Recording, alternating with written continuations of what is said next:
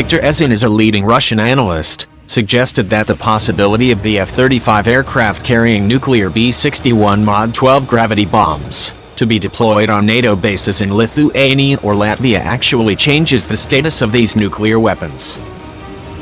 In relation to Russia, it ceases to be tactical, as it is capable of reaching the objects of the central industrial region of the country, large cities, including Moscow, said Viktor Ezin in an interview. It is worth noting that the U.S. Air Force is integrating the B-61 Mod 12 nuclear weapon into the F-35 this year as part of a long-range plan to deploy a nuclear-armed, dual-capable F-35 able to give commanders a wider envelope of precision nuclear attack options. The B-61-12 consolidates and replaces 4 B-61 variants in the U.S. nation's nuclear arsenal. The first production unit in the weapon's life extension program is scheduled to be completed in 2020.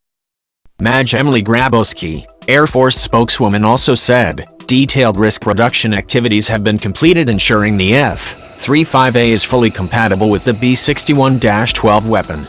Planning for Block 4 nuclear certification efforts have begun in anticipation of initial B-61-12 integration on the F-35A this year.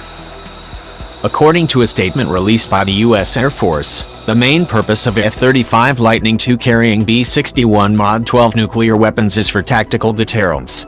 In case of the risk of a nuclear warfare, the F-35 fighter jets carrying B-61 Mod 12 weapons will be spread out over the smallest airfields.